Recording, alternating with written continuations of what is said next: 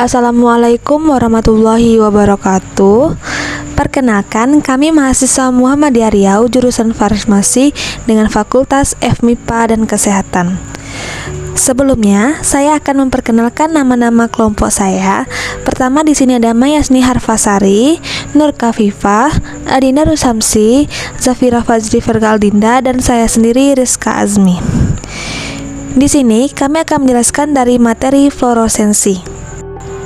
Untuk rangkaian agendanya, kami akan menjabarkan tentang pengertian dari fluoresensi, analisis, perbedaan, komponen utama fluorometer, kesalahan dalam analisis, serta kelebihan, parameter fluoresensi, dan yang terakhir kami akan menjabarkan fluoresensi pada fitoplankton.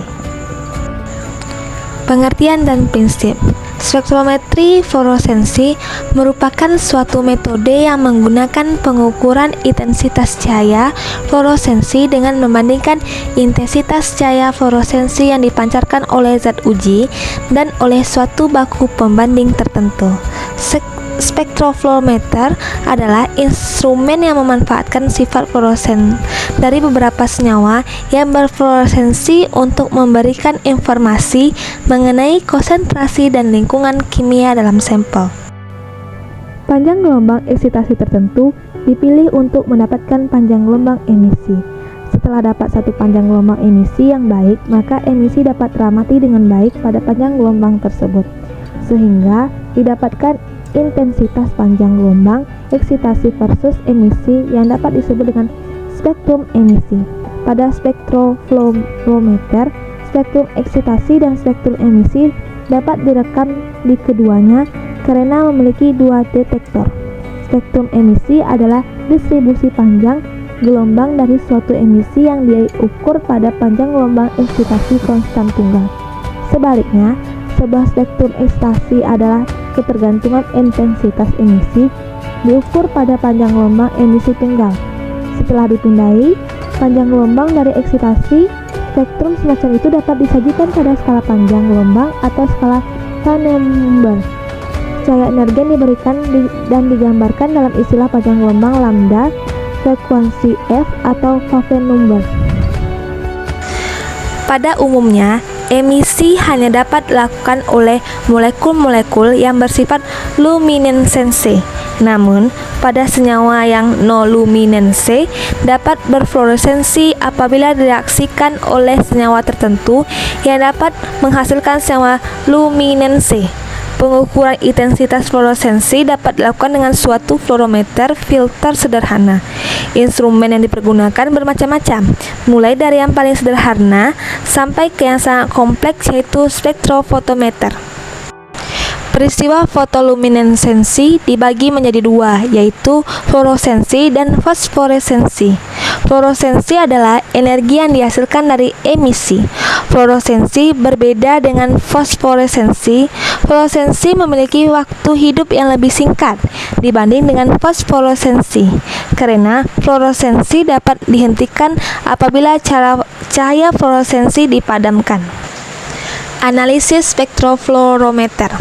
Mula-mula membuat kurva kalibrasi. Tahap selanjutnya adalah mengukur intensitas fluoresensi dari senyawa yang diuji, lalu membaca konsentrasi dari kurva kalibrasi tersebut. Selama pengukuran, kondisi percobaan harus dijaga agar tetap konstan.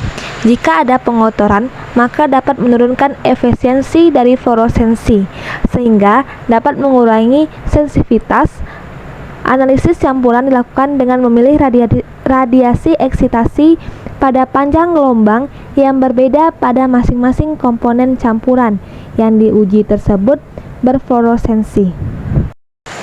Parameter fluoresensi. Intensitas fluoresensi adalah jumlah foton yang diemisikan per unit waktu S per unit volume larutan L dalam mol atau ekuivalensinya dalam Einstein, di mana 1 Einstein sama dengan 1 foton mol. Intensitas fluoresensi dalam unit volume larutan yang tereksitasi terjadi dalam selang waktu transisi.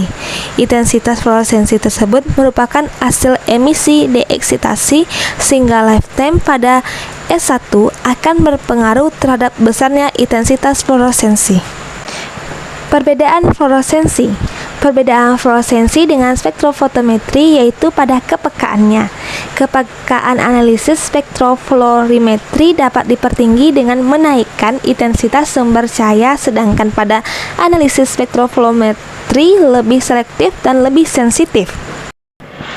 Komponen-komponen utama dari instrumen fluorometer.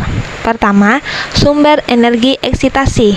Banyak terdapat pada sumber radiasi seperti lampu merkuri yang relatif stabil dan memancarkan energi terutama pada panjang gelombang distrik. 2. Kuvet. Untuk sampel sel spesimen yang digunakan dalam pengukuran fluoresensi dapat berupa tabung bulat atau sel 4 persegi panjang, sama seperti yang digunakan pada spektrofotometri serapan. Namun pada kuvet spektrofluorometri keempat sisinya tidak ada yang buram. Ketiga, detektor. Pada umumnya, fluorometer menggunakan tabung-tabung fotomultiplier sebagai detektor. 4. Filter. Pada spektrofluorometri terdapat 2 filter, yaitu untuk menyeleksi panjang gelombang dari eksitasi dan menyeleksi panjang gelombang dari emisi. Kesalahan analisis. Beberapa kesalahan yang sering terjadi antara lain efisiensi kuantum proses pendar cahaya arus reproducible. Jika efisiensi kuantum berkurang, akan menyebabkan fenomena quenching. Atom-atom berat dan jenis-jenis paramagnetik berpengaruh ISC, menyilangkan antar sistem dan efisiensi kuantum terutama pada fluorometer seperti sifat paramagnetik O2 dapat menyebabkan quenching, suatu pergeseran atau perubahan intensitas sumber cahaya, dan posisi sel dapat menyebabkan kesalahan pengukuran. Demikian juga efek yang dikenal dengan inner filter yang diakibatkan dari perbedaan intensitas pendar fluor pada sisi kanan dan sisi kiri kuvet juga akan membuat kesalahan pengukuran. Kelebihan dari spektrofluorometri adalah filter fluorometer bisa sangat sensitif, jadi sangat cocok untuk penelitian ilmiah yang tepat. Saringan optik yang relatif murah dan mudah untuk berubah, jadi fluorometer filter biasanya digunakan dalam aplikasi eksperimental untuk pengukuran senyawa yang berbeda secara berulang kali. Fluoresensi pada fitoplankton. Fitoplankton memiliki berbagai pigmen, diantaranya klorofil, karotenoid, dan fitokibliprotein, yang berupa molekul-molekul organik yang terdiri dari ikatan karbon hidrogen. Ketiga pigmen inilah yang dapat menyebabkan proses fluoresensi. Keberadaan dan komposisi dari ketiga jenis pigmen tersebut, selain berperan memberikan ciri khas pewarnaan pada setiap fitoplankton, juga memiliki fungsi biologis yang unik dan khas terkait dengan fungsi metabolisme dan fisiologi. Secara fisik, dengan adanya pigmen tersebut akan terjadi interaksi dengan cahaya, yaitu proses absorpsi energi cahaya dalam proses fotosintesis. Baiklah, hanya itu yang dapat kami sampaikan dan jelaskan. Semoga dari sedikit penjelasan kami dapat bermanfaat. Terima kasih. Assalamualaikum warahmatullahi wabarakatuh.